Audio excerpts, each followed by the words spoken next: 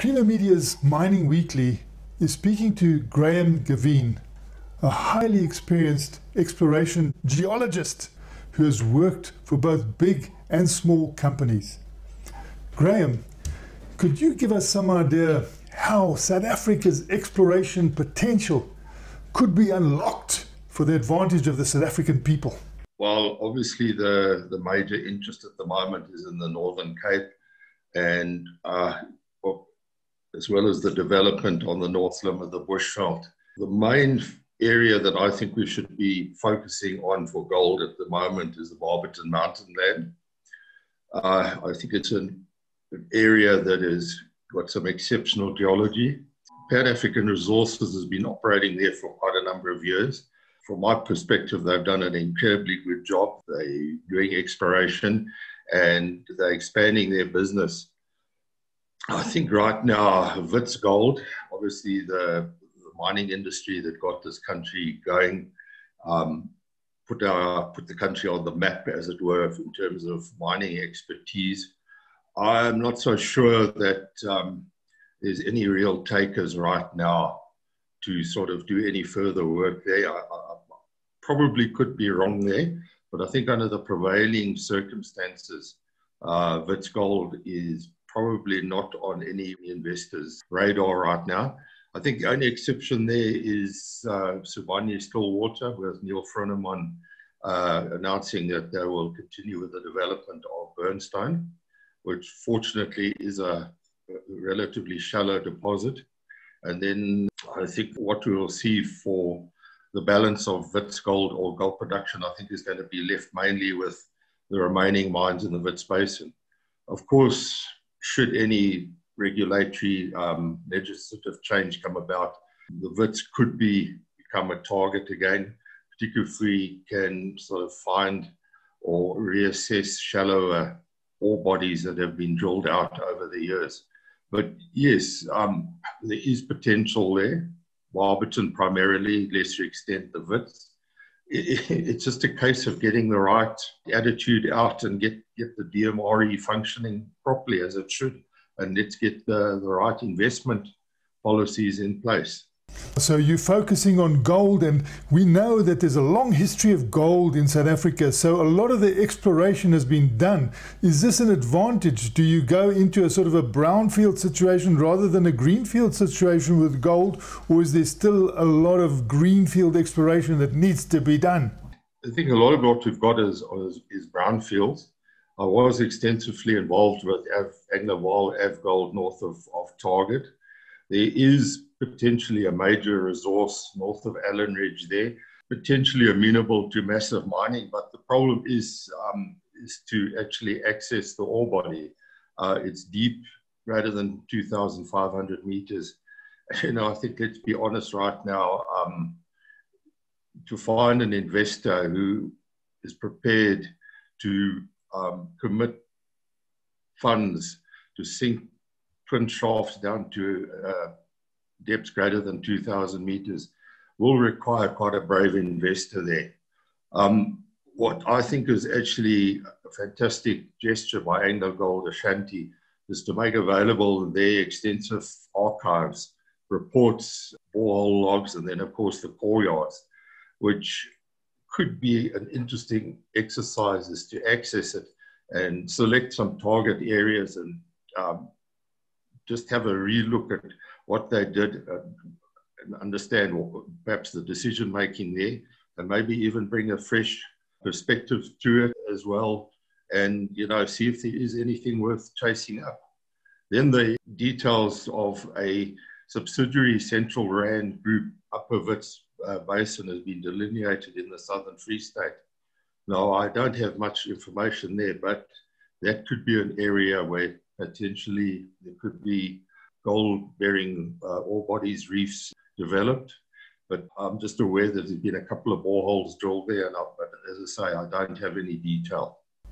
But now South Africa has had this attitude that only big is beautiful, whereas other countries have been prepared to go for small and big. And should we be adjusting our minds that we don't have to have like 2 million ounces before we start moving? And what would be the sort of cutoff in your view? Well, I think if you divide it into two, the small mines down in Barberton, Consort, Fairview and Sheba operate at a fairly low tonnage, yet those mines are extremely profitable. I think if you look at Pan African Resources annual report and their mineral resource statement, they've got really resources at the lower end of the spectrum. And one of the pleasant tasks of the geologist on a Barberton mine is to continually drill, continually expand the ore reserve, the resource, to replace what has been mined out. And I think there is the model. I think Pan African has got it very, very right. Unfortunately, I think from our past, this big mine mindset, I think in many respects, with large labor force and labor intensive, this is where I think people are not that keen on anymore. The mines that are still in production, I mean, Kloof, Driefontein, Mponeng, Moab, here in the Free State, so Phakisa, they'll keep growing, but really I don't see much appetite for deeper single reef labor intensive mines. I could be wrong, but I still think that really the focus for gold mining in this country right now, if we want to get a gold industry going again, I think that Barberton is the prime target. And there are lesser greenstone belts where they have reported gold production, some exploration work over the years, Petersburg, Sutherland, the Cal Gold, the Krypran, greenstone belt. There is potential there, but I think we've got to get the right legislative regulatory framework in place, I think, before people are going to really look at those in some seriousness. And I think when one realizes the backlog in granting prospecting rights, that backlog that was mentioned in Parliament the other day, that it doesn't exactly attract the investors' attention, or makes us look attractive that you can wait so long. I have personal experience there. A very, very long period of waiting for a PR to be issued and just bureaucratic, how could I put it, bureaucratic slowdown, let me be rather diplomatic there. And it's just a continual frustrating exercise in trying to get realistic answers out of the DMR and E as to what exactly the problem is, because there seems to be a different viewpoint every time you ask questions. So that focus on Barberton, that sounds great. Isn't that where it all began? And now we can go back and have a look at it. What sort of depths are we looking about? And we see that greenstone belt can be changeable. You go and you think you've got something and then suddenly it stops and then you've got to look somewhere else. There are challenges there. What do you see as the way to open this up? Well, Sheba, Consort, Fairview, they're all fairly deep. I think they 800 meters, 1,000 meters down. I think the big challenge there is that it must be geologically driven. The geologist must have an input at all stages of the development and the mining cycle. We know these quartz vein shear zones do have their sort of quirks, but if you have a geologist on hand, he's drilling, he's mapping, he's putting the data together, he's understanding what is going on, that keeps the mine going. And I think when you look at it, the three mines at the moment that are in production have been going for over 100 years. I mean, in the early days of the Barberton discovery, 1884, I mean, by the early part of the 20th century, those mines were already in production. And I mean, here we are 120 plus years after they started and they're still in production. So with the right mindset, with the right geological skill set, it can be done. And I mean, if you look at, unfortunately, the tragedy at Lily, the company there is in business rescue, but they've got some very good assets around Lily. They've got Barbrook just down the road, and a lot of that is shallow. And if those can come into production, obviously it's going to be shallow for a considerable period of time. But the potential is there. It just needs to be re-looked at again, and perhaps a mindset change or two. I remember the old Angloval put a whole pack of journalists on a bus, and then we had an aircraft flight over Barberton, and there was one remark passed that stuck in my head.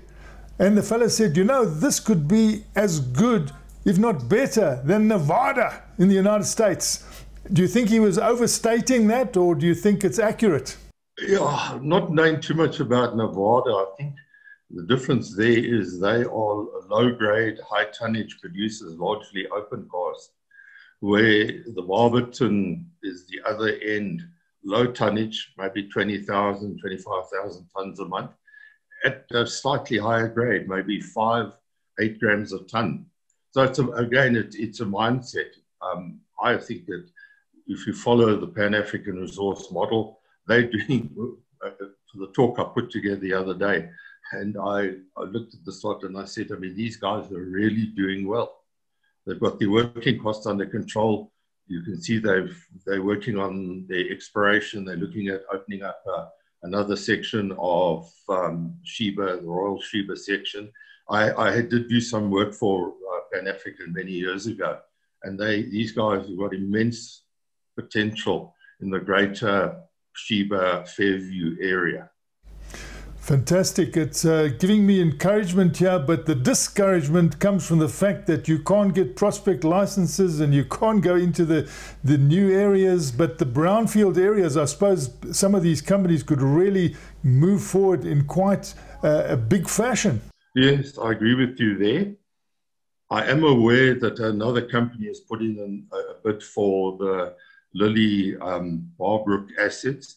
I'm not sure what the situation is there, but obviously these guys have recognized the potential there. And I mean, it has been, well, Barbrook was developed to a point by Rand Mines. They ran into problems in the early 90s and closed the operation. But there again, I believe that there's still the data left over and it's easily accessible. I mean, I have been into Barbrook mine. Yeah, the right mindset and the availability of data, that is the greater challenge for us right now. I believe we've got enough knowledge, experience, expertise in Barberton and the lesser greenstone belts, plus the Wits, to focus in on areas and reassessment and assess them in terms of current economics. But again, Martin, until, the problems from the government side, we can talk, we can discuss, but until we get that breakthrough there, I think, it's going to be a bit of a battle. Because I think if you look at Wits Gold, the discoveries between the 30s and the 50s led to an incredible number of gold mines being brought into production. This pushed South Africa into basically a leading mining country. But as with any resource of this scale, we reached peak gold production in 1970. It was 1,040 tons. And then there's been this long tail of decreasing gold production. Well, I'm not sure the latest figures, but I think a year or two ago, it was about 120 tons of gold. If we can keep that sort of level of gold production going for a lot longer, it might help the industry. But, we need new mine development, particularly to get mines into production a lot quicker than a conventional Wits mine. I mean, there is still the area north of Target. Sibanye is still water with Beatrix. They've got extensive ground holdings around Beatrix. In the right environment, I think Neil Frenneman has been fairly consistent with his comments there that until everything is sorted out, they're reluctant to invest capital. Burnstone is the exception simply because I think it's been significantly de-risked. There's a shaft, there's a decline, I think there's a completed met plant. So, I mean, there's been a lot of money spent. It makes sense to go ahead and produce, but we need changes to make us more attractive, make the country more attractive to investors, to companies to come in and do the exploration in the way that Errol Smart and Orion Minerals has done. The technology is there that is improving the probability of discovering ore bodies as well. We're losing out now, we really are. I want to swing back to Target North because I know that Harmony has resuscitated drilling there. So that is the only real drilling that I am told about by a major gold mining company. So that is encouraging to me. Do you get encouraged by the fact that they are actually drilling there at Target North and it's being done by Harmony Gold? Yes. Look, I was around with Target Sun right in the early days, with some of the early drilling there. There is no doubt in my mind that there is a major gold resource there. The fact that Harmony is drilling there, I have noted that in the Harmony resource and reserve statement. I mean, that is a good indication. The reefs there that are amenable to massive mining, the EAs, a stack of reefs in the order of 120 meters thick, plus the overlying Dryascale. There is knowledge there. We understand the distribution. We understand the geology, the sedimentology, the gold distribution. It's a viable target. It just means whether the company is prepared to sink the required shafts to access the resource. Because if one has to be rather brutally frank, Target mine itself right now is being serviced out of the old Lorraine gold mine #1 shaft, and the distance between the shaft and Target mine, the actual workings, is quite considerably far. It's in the order of 3 kilometers. I mean, if you want to move north, you're going to have to sink a shaft. I just cannot see any other way of doing any further development there. And if South Africa really had to do the right thing and had to become competitive, what could that vision be for us? What would be the benefits? If we do everything right and we get it right, how much could we benefit here, in your view? Well, I think if a comment I made in my talk last year with the Overberg Geosciences group, you know, I think any mine development, as we had post-World War II, has a tremendous spin-off for an economy in terms of goods and services. I think if you look at the increase in the economic growth of South Africa post-World War II based on the gold mines was tremendous. Obviously, there were legacy issues. I mean, cheap labor, the safety record on the mines wasn't exactly great. The conditions under which these guys lived wasn't great. I think if we can slowly turn this around and get new mines incrementally into production, it's not going to be done very quickly. It's going to take a long, if we can start the process sooner rather than later, it will have an eventual spin-off. And that's what we've got to look at with exploration. If we can get it, start doing it right now, somehow, if we can get things, a mindset change, it's going to have a spin-off, but it's not going to happen, I would say, within 10 years. It's going to take a long time to do, but we need to start sooner rather than with the current, you know, backlog with this problem, the bureaucratic problem we have. And the exploration itself can have a spin-off with jobs and investment and activity, can it not? Yeah, up to a point, yeah. I mean, exploration at the moment, generally, I mean, you have a small geological team, or depending on what you're doing. There is the spin-off of drilling. Again, the rigs are becoming mechanized, so you've got a small number of people working on there. Obviously, depending on how many drill rigs you get going. And then the spin-off is also, well, goods and services. You use an analytical laboratory for your assay work. I mean, if you're bringing in consultants, if you're bringing in, you know, geophysical contracting teams, etc., there is a spin-off, but it's, you know, sort of in very niche parts of let's just call it the greater geoscience exploration business.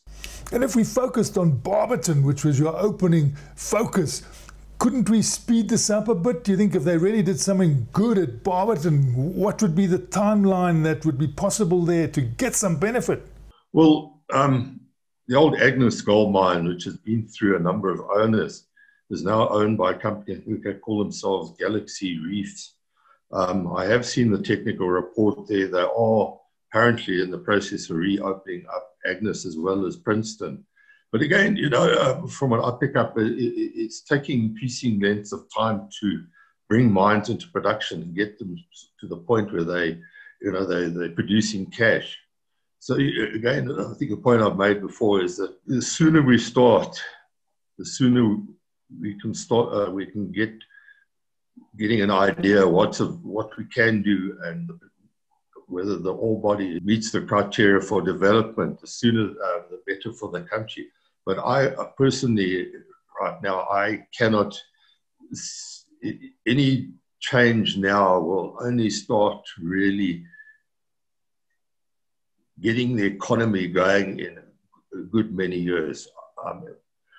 They talk about 10 plus years to bring a mine into production. I don't know if that's applicable in South Africa, but the process must start sooner than later. We need to start getting the government mindset changed so that they realize the economic spin-offs of mining. That was Creamer Media's Mining Weekly, speaking to Graham Gavin, a highly experienced exploration geologist.